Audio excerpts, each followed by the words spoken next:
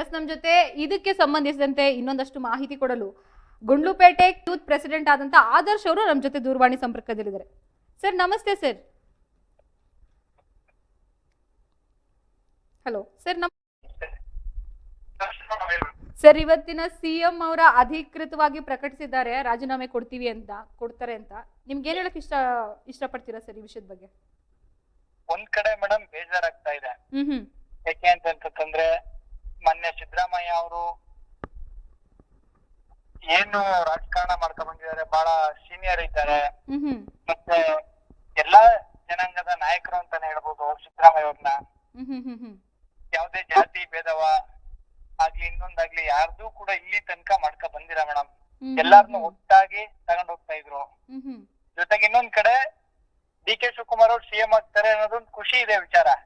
ಯಾಕೆ ಅಂತಂದ್ರೆ 45 ವರ್ಷದಿಂದ ಮೇಡಮ್ ಒಂದು ದಿನದ ಯಾವುದೇ ಕಾರಣಕ್ಕೂ ಪಕ್ಷ ಕಟ್ಟಕ್ಕೆ ಶ್ರಮಿಸಿರುವಂತ ಡಿ.ಕೆ. ಶಿವಕುಮಾರ್ ಅವರು ಸಿಎಂ ಆಗ್ಬೇಕು ಅಂತ ನಮ್ಗೆ ಬಹಳ ಹೇಳ್ಕೊಳಕ್ಕೂ ಹೆಮ್ಮೆ.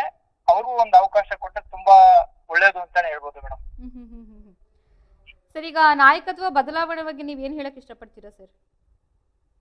ನಾಯಕತ್ವ ಬದಲಾವಣೆ ಬಗ್ಗೆ ಮೇಡಮ್,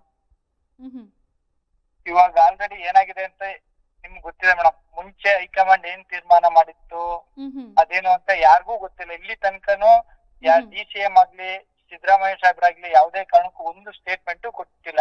ನಿಮ್ ಮಾಧ್ಯಮ ಮುಖಾಂತರನೇ ನಮ್ಗೆ ಗೊತ್ತಿರೋದು ವಿಚಾರ. ಗೊತ್ತಿರೋ ವಿಚಾರ ನಿಮ್ ಮಾಧ್ಯಮ ಮುಖಾಂತರ ನೀವ್ ಏನೇ ಹೇಳ್ತಿದ್ದೀರಾ ಅದನ್ನೇ ನೋಡಿ ನಾವೆಲ್ಲ ತಿಳ್ಕೊಂಡ್ ಹೋಗ್ಬೋದು. ಹೈಕಮಾಂಡ್ ತೀರ್ಮಾನ ಏನ್ ಮಾಡಿದೆ ಅದ್ರಂತೆ ನಡ್ಕೊತಾ ಇದಾರೆ. ಸರ್, ಅವ್ರ ಆಡಳಿತನ ನೀವು ಏನ್ ಮಿಸ್ ಮಾಡ್ಕೋತೀರಾ ಸರ್? ಇಷ್ಟು ವರ್ಷದ ಆಡಳಿತದಲ್ಲಿ ಸಿಎಂ ಬದಲಾಗ್ತಿರೋದ್ರಿಂದ ನೀವ್ ಏನ್ ಮಿಸ್ ಮಾಡ್ಕೋತೀರಾ ಸರ್?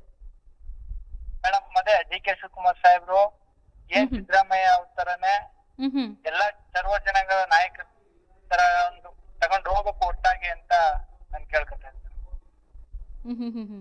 ಸರ್, ಈಗ ಹೈಕಮಾಂಡ್ ಇಂದ ಈ ಬಂದಿರೋ ನಿರ್ಧಾರಕ್ಕೆ ನಾಯಕತ್ವ ಬದಲಾವಣೆ ಆಗಿರೋದ್ರಿಂದ 2028ರಲ್ಲಿ ನಡಿಬೇಕಾಗಿರೋ ಚುನಾವಣೆಯಲ್ಲಿ ಏನಾದ್ರೂ ಡಿಫರೆನ್ಸಸ್ ಆಗುತ್ತಾ ಸರ್? ಇಲ್ಲ ಮೇಡಮ್, ಯಾವುದೇ ಕಾರಣಕ್ಕೂ ಆಗಲ್ಲ. ಮತ್ತೆ 2018ಕ್ಕೆ ಕಾಂಗ್ರೆಸ್ ಪಕ್ಷ ಅಧಿಕಾರಕ್ಕೆ ಬಂದೇ ಬರ್ತೀವಿ. ಧನ್ಯವಾದಗಳು ತಮ್ಮೆಲ್ಲ ಮಾಹಿತಿಗೆ ಆದರ್ಶ್ ಅವರೇ.